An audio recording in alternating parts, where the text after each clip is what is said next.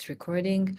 So, Webflow Workshop Week 2, we are going to be covering HTML structure in Webflow. So, sections, containers, divs, headings, and everything else. And then we'll go over like simple naming conventions. There's a specific way to name your layers that I will cover either next week or the week after next week. But for today, we'll just cover like simple ways you can name your layers so everything is organized. Then Webflow breakpoints, so best practices for responsive design. When you're designing for tablet or for mobile, how do you do it? How do you make sure it still looks good on all screen sizes? And then the last thing is global styles, so typography, colors, spacing, understanding where to save your global styles in Webflow, um, and how to apply them. This will be more of like an introduction though, because it's quite a big topic, and we'll probably continue it next week. So I'm going to flip over to Webflow. Let me share my screen again. Okay. So I don't know if anyone had a chance to go to do the practical exercise I shared. And if you did, does anyone have any questions about the exercise? Did you struggle with it? Do you want to show me how you, the exercise was to recreate this in Webflow on your own Webflow. So did anyone have any questions about this or wanted to ask anything before I move on?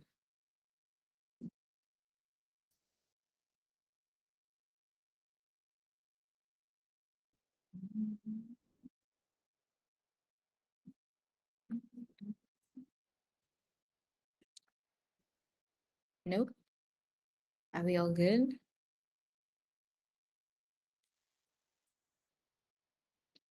Okay, great. I hope that's because it was easy, and not too difficult. But I will actually, just in case this is helpful for the people watching the recording, I will do this myself right now, as if I'm doing the exercise again, really quickly. So we have this grid here with different blocks. So the first thing I'm going to do is add in a div block, and then um, I want to make it like full width of the screen. So I just give it 100% width, 100% height. And you'll see here it has some padding. So the elements don't start at the edge of the screen, they start inside. So I'm going to give it padding of, let's say, 5. I'll just say 5%. We'll go with that. Then I'm going to add in another div, and this is going to be the one that holds these two columns. So my approach would be to use grids initially. So there's one column here on the left, and then there's a second column of the on the right. So this div, I'm going to give it grid, and I'm going to change. We don't need a second row. We just need one row. Um, and you can even change the gap to like, I don't know, 100 pixels or something. Then I'm gonna have my red div block on the left. So I just add in another div block in my grid and I give it a red background, whatever color. So that's this one done. Let me actually give it a height of 100 V8 so that it actually takes the full width of my container. And then for my second div block, I'm gonna select my grid again. I'm gonna add in another div block. And for this one, you can also use grid again. You can use flex. I'll use flex for this one. So we want to give it flex vertical alignment because we have this section here and this one here. So we'll add in another div in here and we'll make it purple, like in the example. Then we'll add in the second div and we'll make this is going to be the one that holds our 3 green columns. So in this case, you can also use Flexbox, you can use grid again. I mean, they both function the same, so it really doesn't matter which one you use. I'll just use grid and I'll give it like 100 pixels again. And then we want to make sure that it takes up the full space as it does here. So you can give it 100% height, or you can just, if I change this to grid, it'll use the space appropriately. So maybe I'll just do that instead. So I want 2 columns, 2 rows, sorry, and 1 column, and I'll give it 100 pixel spacing. Now in the second column, I spaced it out. So we have these three blocks, three columns. So I'm just gonna add in one div block and make it green, and then duplicate that two times so that we have three of them like in the example. And then that's essentially it. I'm just look exactly like it because the spacing is different, but that's one way you could go about designing a section like this. If you have any questions, just let me know about that. It went pretty fast, but I can always go back and cover anything. So that was covering week one practical. Week two, we said we'll start with understanding HTML structure in Webflow. So within Webflow, you have different elements that you can use as your building blocks for your website. So you can see when you click this plus icon here, you automatically, it opens this panel. We went through this last time with these different items that you can add to your page. So when we're talking about HTML structure, right at the top, you already have these different elements that are kind of like building blocks for your HTML structure. The first one being section. As you hover over any of these items, you'll see they'll have question marks. In case you don't know what it is, Webflow actually gives you like a really quick overview of what this element is, how you would use it, etc., etc. So a section is kind of like a chapter on a page. It's essentially how you group different types of content on your page. So if you've designed websites before, you know websites have like hero sections, navigation, footer, and then all the sections in between, CTA sections.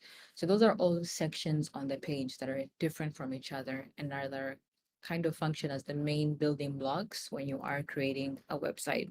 So when you are designing a website, for example, if I'm designing a hero section, which is that first section on the page when you open a web page, it's the first thing you see at the top before you scroll. If I'm designing a hero section, the first element I would start with in building it out is this section element here. So I have my section element and, I'll just call it hero for now. And then within that, I can add however many things I want to add. But my main initial section that I'm working with is the hero section. Um, if you go also into your settings, we'll cover like tags later, but you'll notice that even the section has like a section tag on it. And so that just also tells the browser that, hey, this is a section and it has this kind of content, etc. The second kind of thing we want to look at in terms of Webflow layout are containers. So I mentioned that sections kind of hold your main building blocks for your page. Like for example, a hero section. Within a section, you can then add a container. What a container does is it holds your content on the center of the page. So for example, right now, you'll see if I click my section, it extends from right here until the end here. It always extends the full width of the page. That's typically what it's supposed to do. And then your container, you can see, is in the middle because it's supposed to position your content in the middle of the page. You'll notice that not, and it depends on the website, but for most typical websites, like, I don't know, let me just open this website as an example. Um, Content is always contained within the center of the page. So for example, let me just click another page. You'll see here that all of these elements, whether they're like buttons or text or images, whatever it is, it doesn't extend to the edge of the page. It is always contained within the middle, and that's because it's put in a container. Using containers is good practice because if you imagine somebody with a huge screen like this, my screen is large, but it's not that big. But if somebody had a bigger screen than myself and the content was starting from the left all the way to the right, it would look very weird and would look too spread out. So we use containers to make sure that content does not exceed past a certain point. It doesn't matter what the screen size is of the user, it will not go past this maximum width and it'll always be centered on the page. So that's the purpose of a container. When you add a container, you'll even see on your style panel, there's some differences in how it's styled automatically, but you can always change these. So for example, margin is set to auto, which basically centers the content. You can apply margin auto also to other elements to have them centered on the page. We'll see that a bit later. But this is the default for containers. And then you also see there's a maximum width here, which basically tells Webflow that this container should only be a maximum of 940 pixels. If I increase this, then that would mean it would take up, you can see automatically it increases the width, but it's still in the center of the page. So now I just told it I actually want it to be a maximum of this many pixels, or you can make it smaller, like 700. So it'll make it smaller and then still have it be centered on the page. So that's how containers work. The next one is divs, which we already covered last time. A div is like a building block that you can style and manipulate as you would like. So that's very straightforward, and you can use divs for holding all sorts of content. It's easier to understand how to use them once you actually start building projects in Webflow. The other thing in terms of HTML structure is typography. I mean, there's a lot of different elements, as you can see here from the style panel, that you can use and play around with. It's a lot, and we'll cover them as we keep going. But typography is another one because headings in particular, when it comes to typography, also have their own structure. If you have designed websites before using a CMS like WordPress, you're probably already familiar with this, how you have different headings like H1, H2, H3. These are like your heading styles within Webflow, and for each one of them, you can manipulate them and alter them and change the sizing, etc. So headings and all other typography type elements go within your div blocks or within your containers. So just as a summary, hero section, hero, why am I saying hero section? Sections are like your chapters on your page. They contain relevant information according to different, you can think of it as categories. So hero, footer, navigation, CTA, etc. Containers contain the content within a section according to the maximum width you have put, and they always center the content on your page so it doesn't exceed past a certain point and it's always in the middle. Div blocks you can use as like a building block to create any kind of section or to hold information. And then you obviously have your headings, your paragraphs, etc., and all these smaller elements that you add in different ways throughout as you build in Webflow. Um, so, any questions up until that point before I move forward?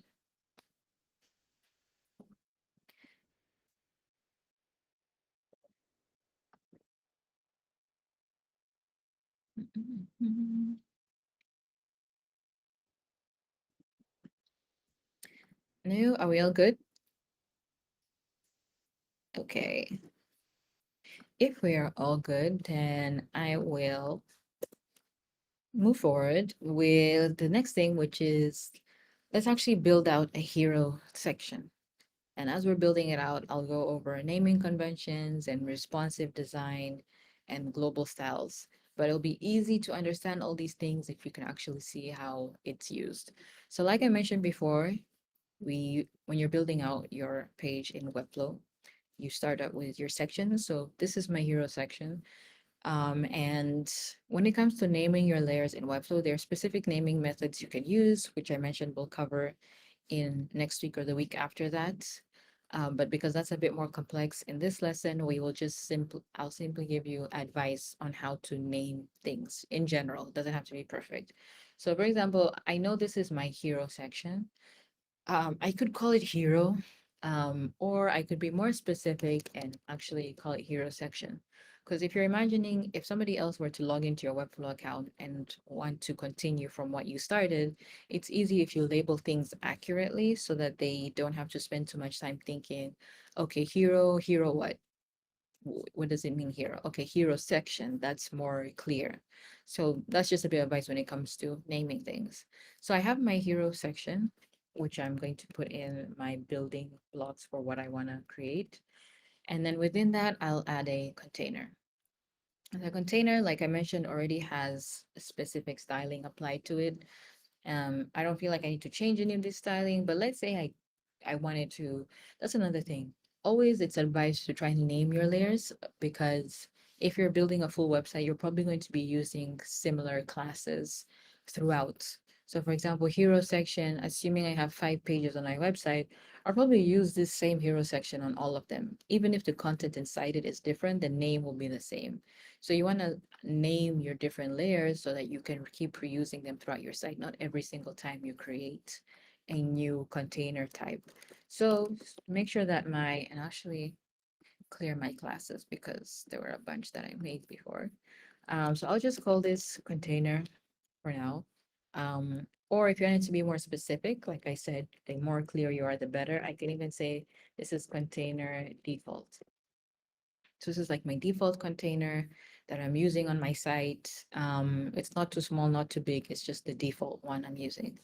Within this container, I will add a div block, and this div block is going to be what I use to actually build out the elements I want in my hero section. So if we take this layout as inspiration for how we want to build our hero, let's say on the left here, we want to add an image and then our text will be on the right with, I don't know, like paragraph heading, maybe a button. Like that's just a very standard hero layout we can try to build in Webflow. So as we already covered when I went to the homework, the best way to build out something like this is using a grid. So that's what we're gonna do. Selecting my div block here, I want this to be this main grid that will hold my two columns, column number one and column number two. So what am I gonna call this? I'm going to call this hero grid and I'll give it a grid um, styling for it. Make that 50 pixels. So why did I call it hero grid? We're back to naming advice. Number one, it's a grid in my hero section. So I'm using this grid specifically in the hero section. So I start with hero, just so there's that association. And then it's a grid. So I call it hero grid. So immediately, even looking on my layers, I already know, okay, this is a grid in the hero section. It's easy to capture, easy to understand. Now, if you were using this grid throughout your website in lots of different areas, then it doesn't need to have hero in front because it's being used everywhere. It's being used in your footer, maybe it's being used in, the like all types of sections. Then you could just call it just grid because you're using it everywhere. You can even be more specific and say this is a call grid. Call stands for column. So I like to abbreviate because you don't want your names to be too long. Two column grid, that automatically tells you, okay, this is a grid and it has two columns. So if you were to use it on another page later on, you can just type in two column grid in your classes and it would come up and you'd know exactly what it is. So let's say this is a grid we might use, I don't know, consistently throughout our page. So we're not going to call it hero grid. Let's just call it two column grid. So it immediately tells me this grid has two columns, etc. That's all we need. The next step is to maybe add in this image part here on the left part. So how do I do that? You can add in an image directly. Oh, by the way, this shortcut for adding items that I've been using is Command E. That's how then you can search for whatever you want. And then once you found it, you can use your arrow keys or your mouse to scroll and then you just select whatever it is that you want. So you can add in an image directly in here if you want. So maybe let's do that. So you can see it automatically comes with an image, but it's not taking the full width of my container. Like this is your container here, these blue lines. We want our image to cover that whole column like it does in this example right here. So how do we do that? Obviously, the easiest way is to just give it width 100%. We haven't covered like sizing or anything like that, but a lot of this is usually self-explanatory and you learn as you practice and as you go. So if I want width 100%, which means 100% of its parent container, I would just say go into the width panel here and type 100%. So that automatically has it take the full width of the area it's covering. And that's why it increases in size, as you can see here. Now our image is blank because we haven't actually added anything to it.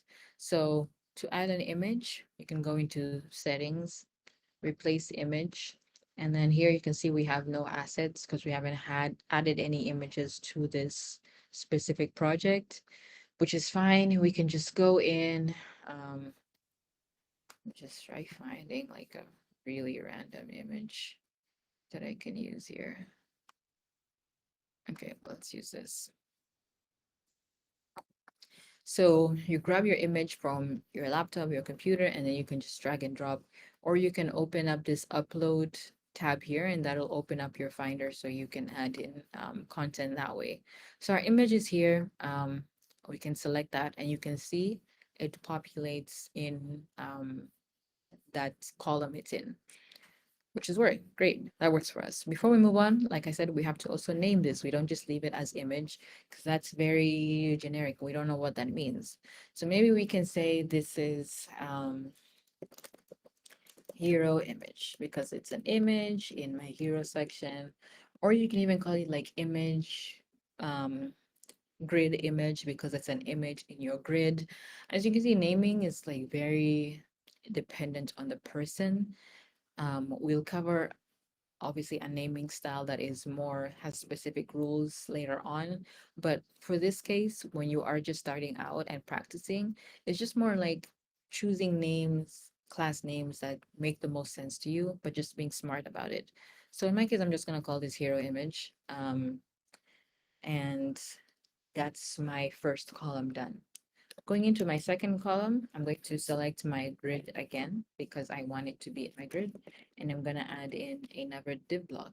So on this div block, we want to add maybe a heading, a paragraph, and maybe a button, just to keep things simple. So I'll select my div block. I won't name it just yet. I'm just going to leave it. Instead, let me just add in my text. So starting with the heading,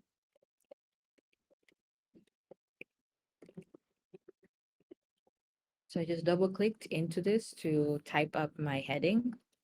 And then now that the heading is done, the next thing I want to add is a paragraph. When you add in like paragraph or text, it'll have like placeholder copy already inserted. So you can just, I mean, I don't have anything to replace it with, so I'm just going to leave it like that. And then the last thing I want to add is a button. And maybe the button can say, let's get started. So these are my three components that I want on this div block. Now, spacing wise, the spacing actually isn't so bad. That's also because Webflow has default spacing applied to different elements. Like if you select heading, for example, you can see that by default, headings have 20 margin, 20 pixels margin at the top and 10 at the bottom. If I were to set this to 0 and this to 0, then you can see it removes the spacing there automatically. Same with my paragraph. Webflow by default adds 10 pixels to the bottom of paragraphs. So you can also set that to 0 if you want. Why would you do that? Because then you can manipulate the spacing on your own. So you can see now all the elements are very close to each other. They're not spaced out very well. I can then select my div block that has all of this content, and then I can go in and add that spacing. So going back to week 1, we covered flex and how it makes adding spacing very easy. So we're going to use a Flexbox. So I applied flex to this div block. You can see it looks weird now, but that's because the direction is horizontal. We want the direction to be vertical. You can also see that the button now is extending the full width of this column here, which if you want it that way, then that's great, but maybe we don't want it that way. How do you avoid that? Here where it says alignment, which we didn't really cover last time, you can see alignment on the x-axis is stretched, which means all the content stretches from the beginning to the end of your container. If we don't want it to be that way, you can literally just click here and that tells it to start from the left, but it doesn't have to extend to the end. So it changes here to alignment left. That's as simple as it is. So now our button is not ending at the end of our container. We don't want it to do that. The next thing I want to do is I also want it to align on the middle. Like I don't want my text to be up here. I want it to be centered according to my image. So same place alignment, we can then select center on the, so this would center the content on the Y axis. This box here just helps you visualize exactly where your content would be, like whether it's on the bottom, on the top, or in the middle. We're just gonna leave it in the middle. The last thing I want to change with this flex box is the gap. So like I said, they're all very close together. I want to add some spacing, so maybe I'll type in 24 pixels spacing. That's how much space I want to add. So it automatically adds my spacing between my heading to my paragraph to my button automatically for me, which is what I want. Now, before we move on, we want to make sure we name our div block. We can't just leave it with the name div block. So we can say hero text. We have our hero image and then we have our hero text. So it makes sense. The naming works. We'll call it that. Now, I want to go in and also just add some styling to this content. Like, I don't want to just leave it as it is. So for example, heading, when we removed the spacing, you'll see that it added a class for us because we changed something. So we can go in and name this. Maybe we can say this is heading H1, just to let us know this is the style I want to use for all my H1 headings throughout my site. And then for heading H1, maybe you want it to be a bit bigger. It's kind of small. So we can say we want this to be, yeah, why is that not changing? Okay.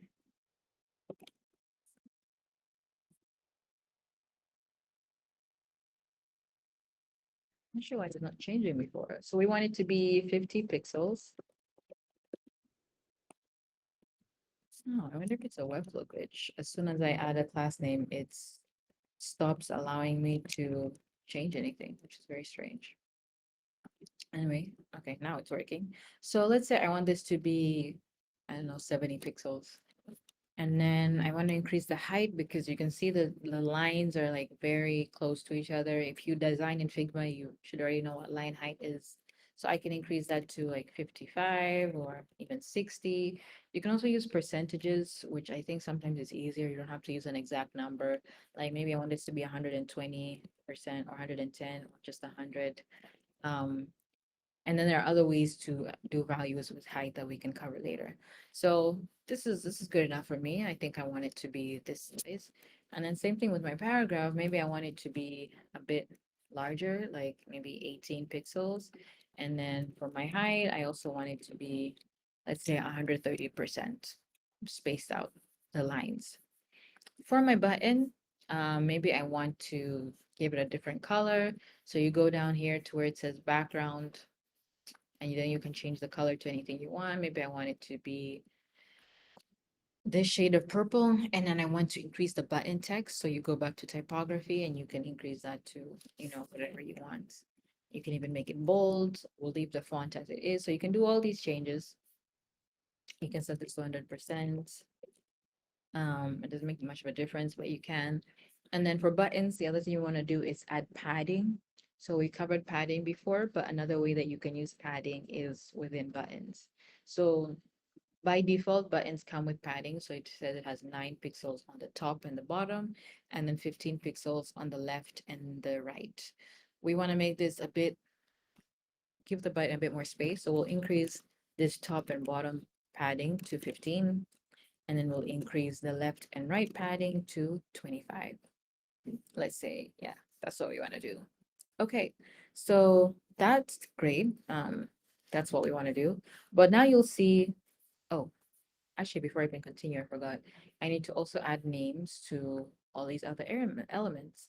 So for example, paragraph, you can call it hero paragraph, but especially with typography, usually headings, paragraphs, buttons, you're going to use them throughout your whole website. So they're not specific to one kind of section. So it doesn't make sense to say hero paragraph or hero heading or hero button unless it's very unique to that section. But if you're using it in many different places, you can just give it a more generic name. However, instead of paragraph, what I like to do with texts classes is give them names relative to their size. So I gave this 18 pixels. So I can maybe say this is text size default. And maybe this is my default text size that I use throughout my site. 18 pixels. Or if this is larger than what I'm normally using on my site, I could say text size large, I could say paragraph large. Like basically, it's not just paragraph or not just text. There's some added information that lets you know, okay, it's text, but it's large in size, or it's text, but it's small in size, etc. So we'll call this text size default just for now. And then for our button, we actually can just call our button because that's what it is. Or you can say button primary. But I'll leave it as button for now. And we'll also be covering combo classes in the future because you don't just have to have one class.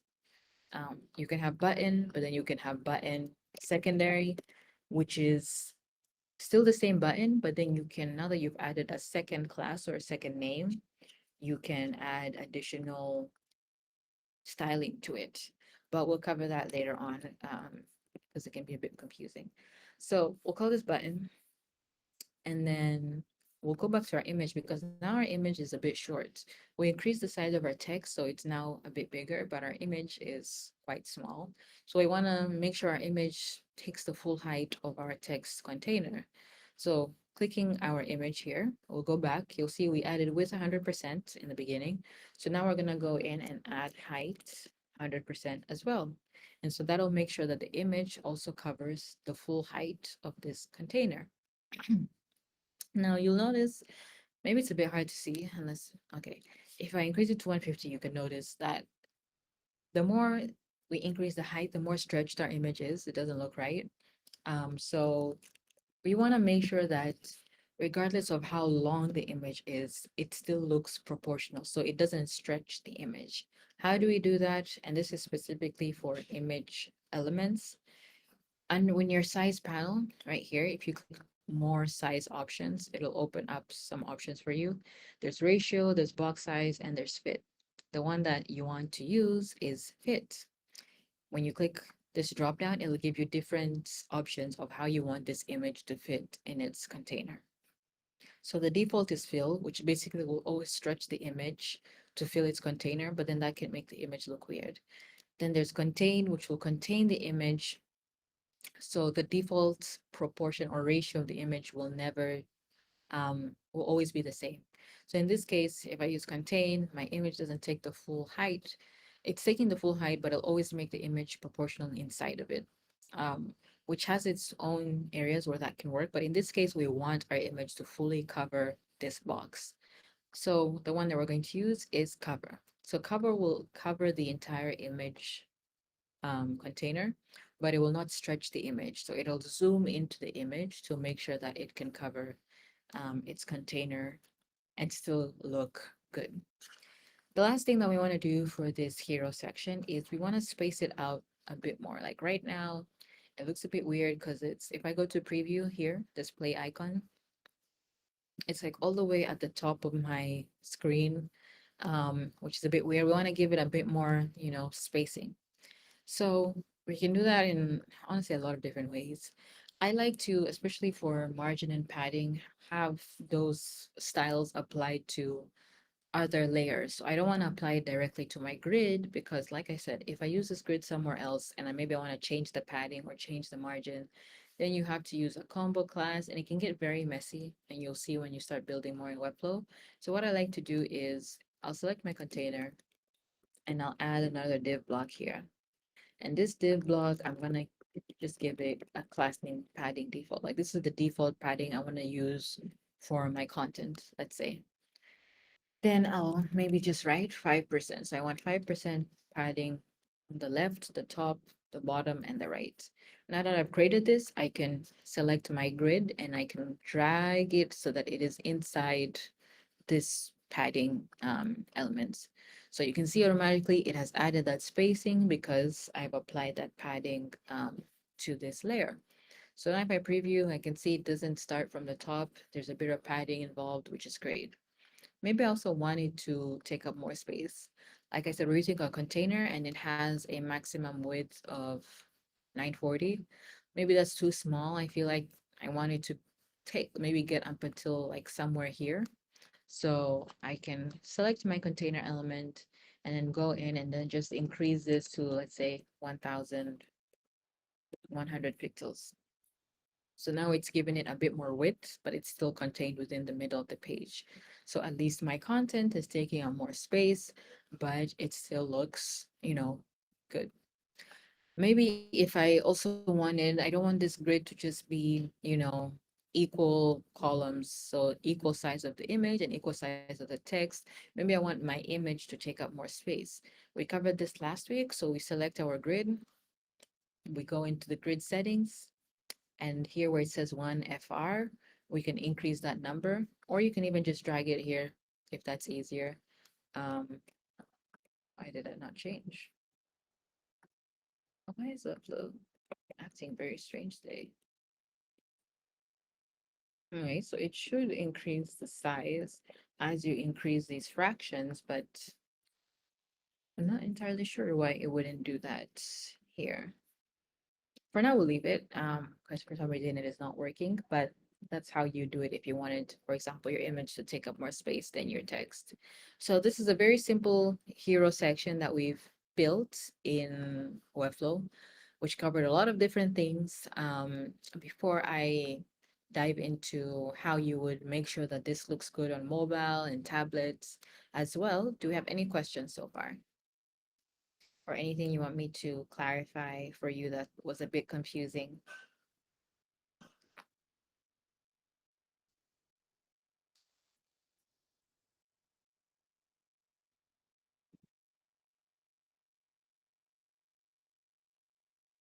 Nope, we're all good. Okay.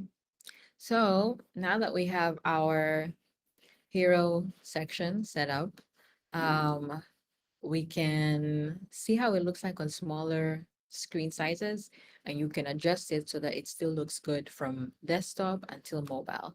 So once again, how you navigate to small screen sizes, there are two places. You can either navigate from down here, or it's also up here, or you can use the number keys on your keyboard, 1, 2, 3, 4. So let's say I want to go to tablet and see how it looks like on tablet. So for example, on tablet, I mean, I think it still looks good on tablet. The other thing is actually you can drag these anchors here to visualize, because tablet is not just one screen size. There are lots of different kinds of tablets, um, so it's a variety. So sometimes when you flip between each of the screen sizes, it'll take you to the smallest size, but you can always expand to actually see, okay. And as you expand, you can see it even gives you notes on, okay, this is Galaxy Note on the bottom right, Galaxy Note 10, Galaxy Tab 3. If I make it smaller, okay, this is iPad Pro, iPad Air. If I make this bigger, oh, this is Surface Pro. So it also tells you what devices are on these different screen sizes. So as I do this, I can see, okay, I think it still looks good for all of these devices. I don't need to make any changes. So let's go to mobile landscape.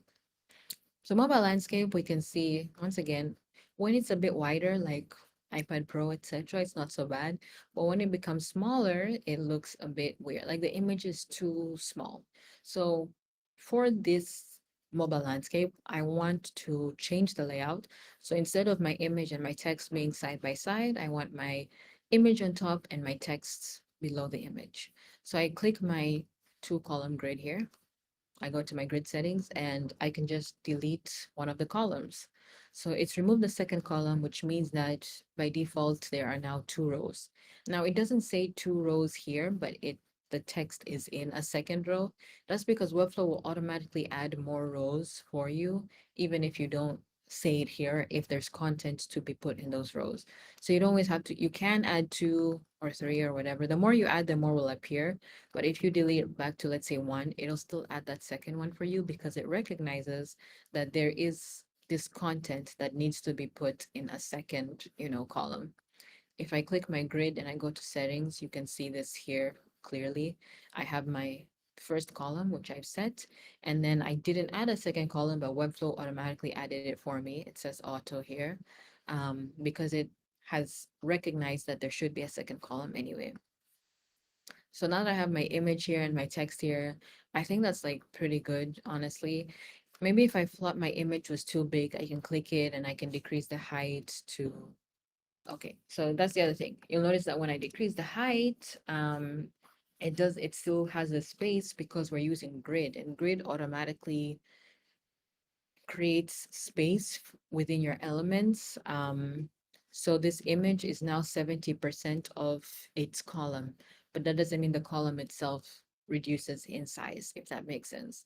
So if you really want to decrease the size of your image, you can just change your grid from a grid to flex instead, and you'll see, actually, why did I not? Actually, it might not work that way as well. If I go back to grid,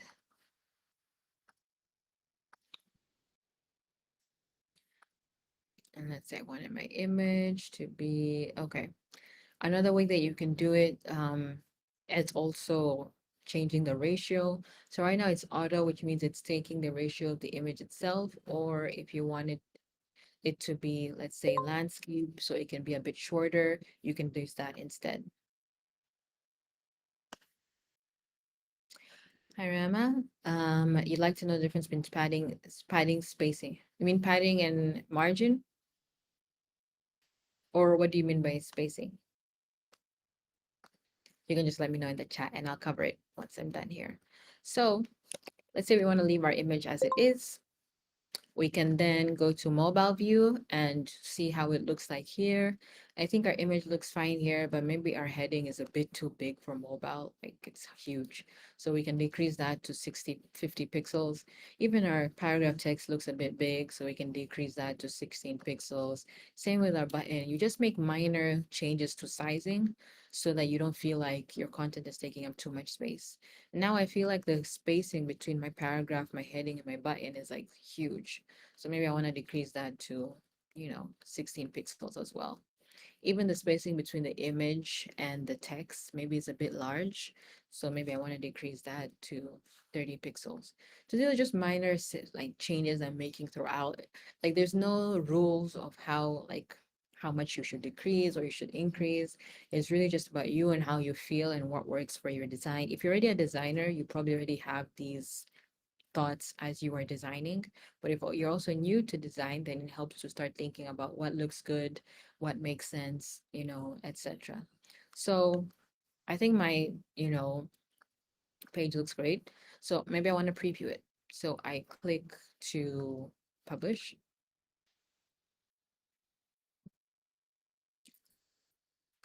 because I want to preview it. And let me wait as it publishes, and let me go back to.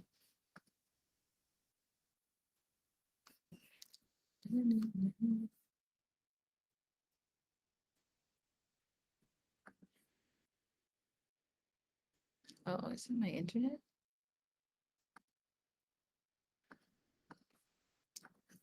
It is not publishing. Let me refresh.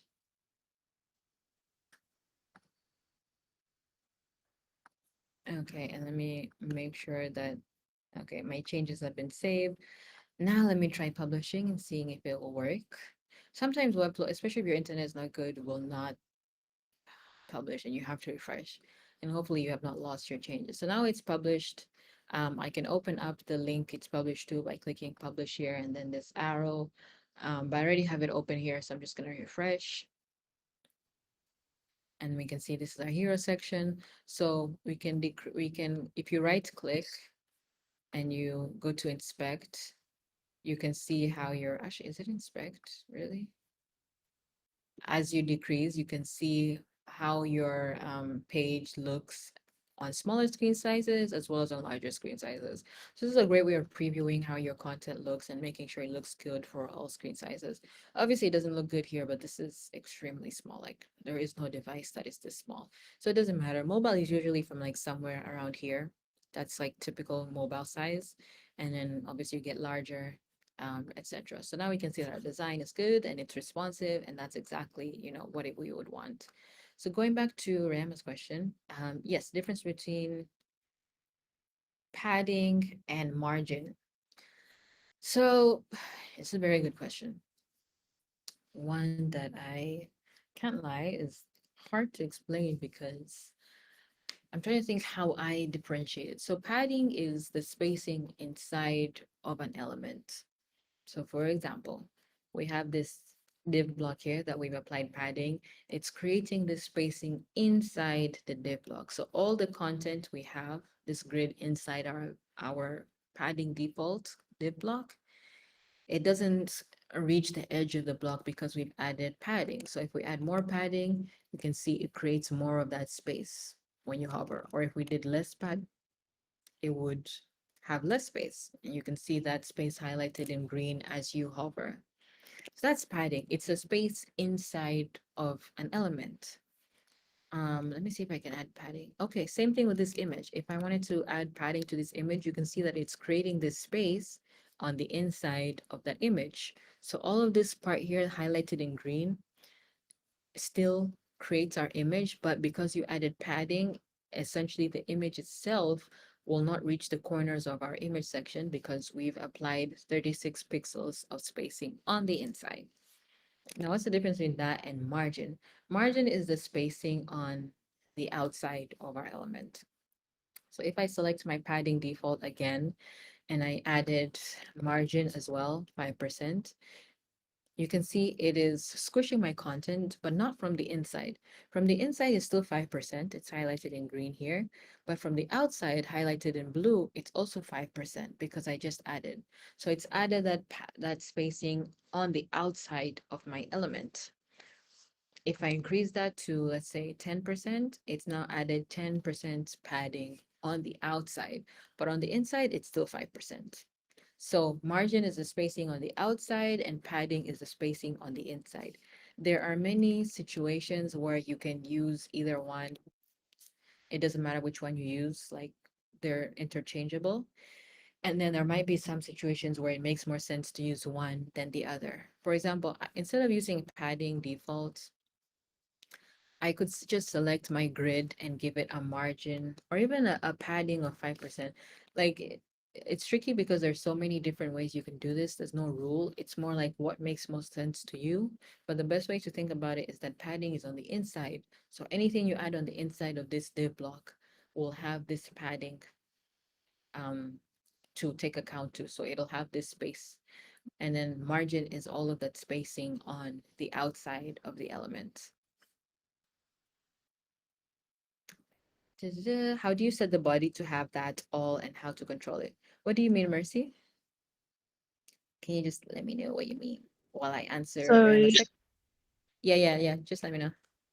yeah, sorry, forgot the space. Like if you Mm, see the body and mm, the hero section, there's a mm-hmm. space on the top.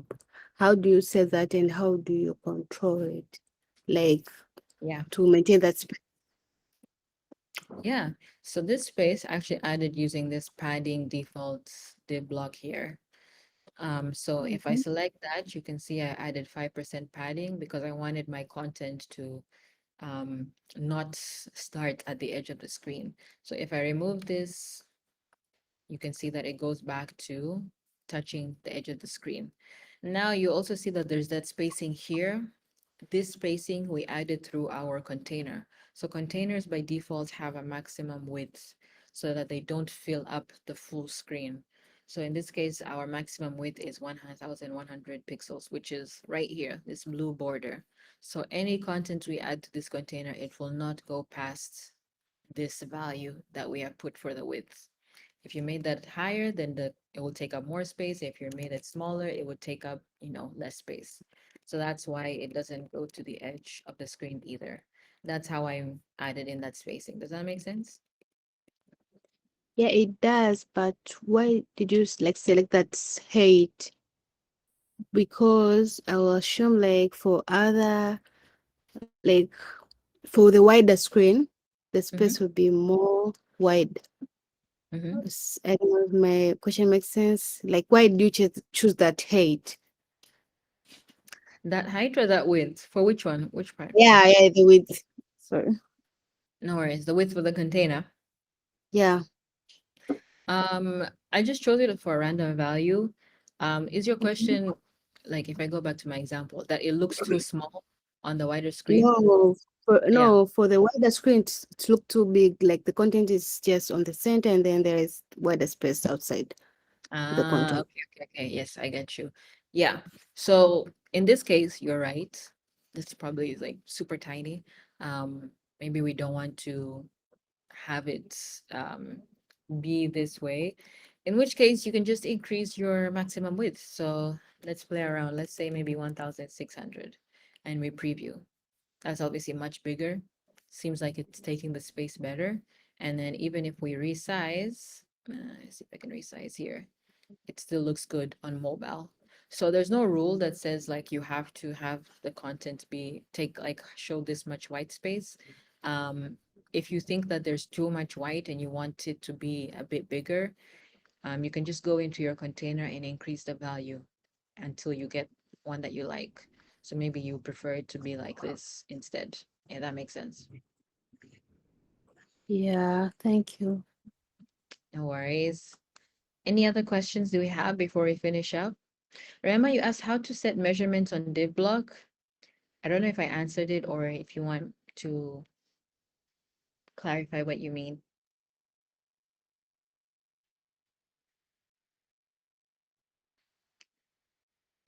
Or you can also message me on WhatsApp like after this. That's fine as well. Oh, hi. Hi. Oh, hi, Catherine. Oh, okay. I have some question. I saw Yes. you make some changes on how it appear on mobile. Yes. Does the changes affect the other device how it appears, or it will remain the same? So any changes you make on mobile will not affect bigger screen sizes. Or Oh, so if I make changes on tablet, it will not affect desktop size. It'll only affect the sizes below it, if that makes sense. So desktop is the biggest, and then from tablet, if you make changes on tablet, it will affect tablet, mobile landscape, mobile portrait. So it always affects going down, not going back up, if that makes sense. okay. Okay. Yep. Any other questions, guys? Okay, Yes, yeah, I there's. have one. So for it to work like in a good way, Mhm. it's better like going like editing chronological. Like you start with a big screen and then you move to small screen. Yes, that is the best way to do it. Okay, so Yeah, no worries. Any other questions?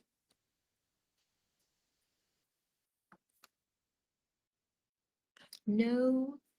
Okay, if there are no other questions, we will finish here. We did not cover global styles that much, but we will do that next week because this was a lot. Um, to end things, I have another assignment that I think it would be very good for you guys to do to practice how to build out these layouts and practice what we learned today. So I will send that by email and then also share it in the Fluxies group. If you have any questions, just message me on WhatsApp or send me an email or anything like that. But thank you guys so much for attending today. And I hope you have a very good evening. And I will see you next week.